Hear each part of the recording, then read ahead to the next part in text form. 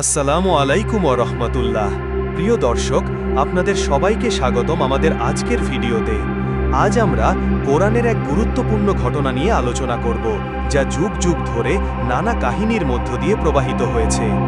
আপনারা হয়তো শুনেছেন নবী লূত আলাইহিস সালামের স্ত্রীর কথা, যার পরিণতি হয়েছিল পাথরে রূপান্তরিত হওয়া, এবং এক কল্পকথা অনুযায়ী তিনি নাকি 500 বছর ধরে জীবন্ত পাথর হয়ে আছেন।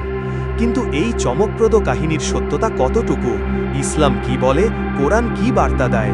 চলুন কোরআনের গভীর আলোকেই আমরা এই রহস্যের জট খুলি। নবী রাসূলদের কাহিনী শুধু গল্প নয়, বরং মানবজাতির জন্য মহান শিক্ষা ও পথ নির্দেশ। এই কাহিনীগুলো আমাদেরকে আল্লাহর কুদরত, ন্যায় বিচার এবং পাপের ভয়াবহ পরিণতি সম্পর্কে সতর্ক করে। নবী লূত আহের ঘটনা এমনই এক গভীর শিক্ষামূলক উপাখ্যান।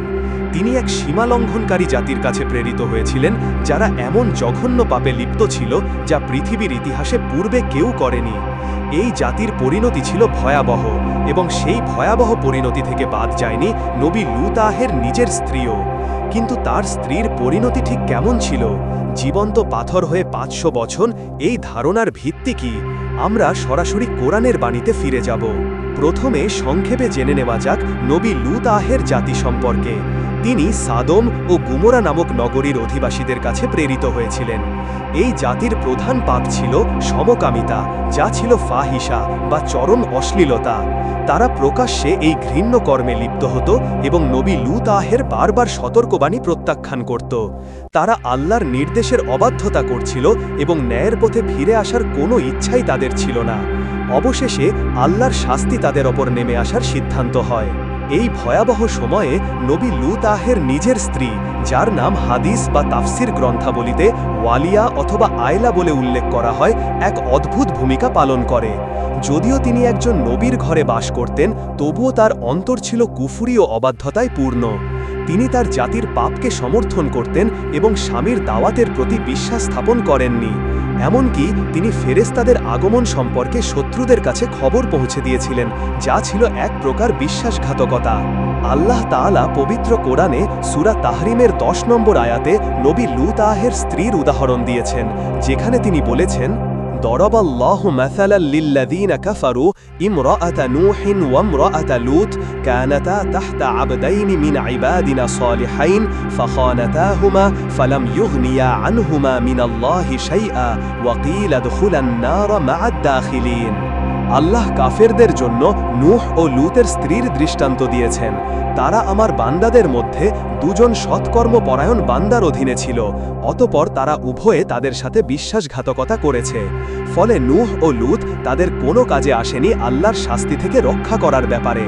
আর তাদের বলা হলো, তোমরা দুজন জাহান্নামীদের সাথে জাহান্নামে প্রবেশ করো। সূরা তাহরিম 66:10। এই আয়াত স্পষ্ট করে দেয় যে নবীর স্ত্রী হওয়া সত্ত্বেও তাদের কুফরি ও অবাধ্যতা আল্লাহর শাস্তিকে ঠেকিয়ে রাখতে পারেনি। তাদের বিশ্বাসঘাতকতা ছিল তাদের অন্তরের অবিশ্বাস।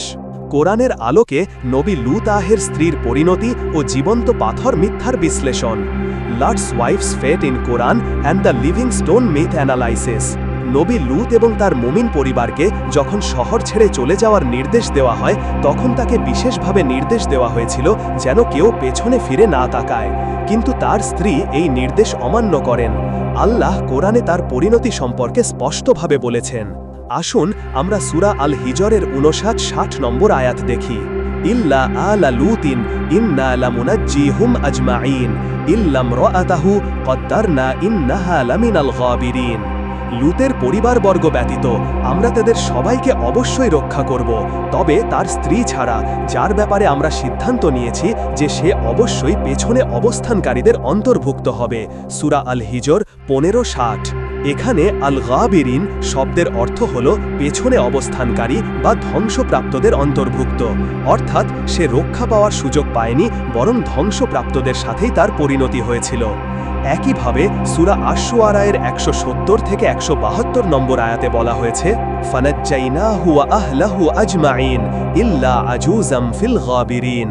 অতঃপর আমি তাকে ও তার পরিবারবর্গকে রক্ষা করলাম, তার বৃদ্ধা স্ত্রী ছাড়া।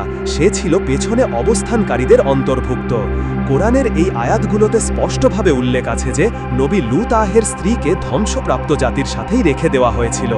এখানে কোথাও বলা হয়নি যে তিনি পাথরে রূপান্তরিত হয়ে 500 বছর ধরে জীবন্ত অবস্থায় আছেন বা থাকবেন, বরং পেছনে অবস্থানকারীদের অন্তর্ভুক্ত হওয়া বলতে তার মৃত্যু ও ধ্বংসকেই বোঝায়। তিনি তার অবাধ্যতার জন্য তার জাতির মতোই শাস্তি ভোগ করেছেন। যদি তিনি 500 বছর ধরে জীবন্ত পাথর হয়ে থাকতেন তবে তা কোরআনের বর্ণনার সাথে সঙ্গতিপূর্ণ হতো না, যেখানে তার ধ্বংসপ্রাপ্ত হওয়ার কথা বলা হয়েছে। ধ্বংসপ্রাপ্ত মানে বিলীন হয়ে যাওয়া, নিশ্চিন্ত হয়ে যাওয়া। সুতরাং কোরআন আমাদেরকে যে স্পষ্ট বার্তা দেয় তা হল নবী লূত আহের স্ত্রী তার কুফরি ও অবাধ্যতার কারণে ধ্বংসপ্রাপ্তদের সাথেই তার পরিণতি বরণ করেছিলেন। জীবন্ত পাথর হয়ে 500 বছর, এই কাহিনীটি একটি প্রচলিত কল্পকথা যার কোনো ভিত্তি কোরআন ও সুন্নায় নেই। নবী লূত আহের স্ত্রীর পরিণতি থেকে আমরা বেশ কিছু গুরুত্বপূর্ণ শিক্ষা গ্রহণ করতে পারি। আন্তরিক ঈমান অপরিহার্য।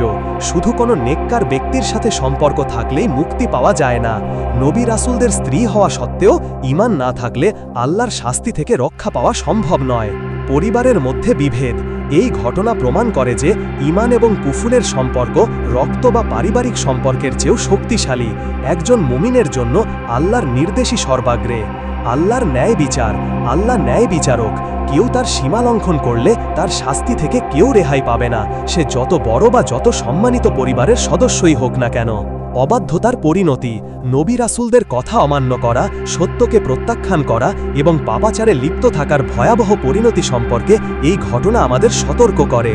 প্রিয় দর্শক, আশা করি আজকের আলোচনা থেকে আপনারা নবী লূত আহের প্রকৃত পরিণতি সম্পর্কে কোরআনের স্পষ্ট বার্তা জানতে পেরেছেন।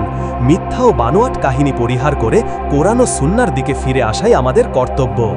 যদি আজকের ভিডিওটি আপনার ভালো লেগে থাকে তাহলে অবশ্যই একটি লাইক দেবেন, আপনার বন্ধুদের সাথে শেয়ার করবেন এবং আমাদের চ্যানেলটি সাবস্ক্রাইব করতে ভুলবেন না। আপনার মতামত জানাতে কমেন্ট বক্সে লিখুন। আমরা সবসময় কোরআন ও সুন্নাহর আলোকে আপনাদের কাছে সঠিক তথ্য পৌঁছে দিতে সচেষ্ট। পরবর্তী ভিডিওতে আবার দেখা হবে ইনশাআল্লাহ। আল্লাহ আমাদের সবাইকে সঠিক পথে পরিচালিত করুন। আসসালামু আলাইকুম ওয়া রাহমাতুল্লাহ।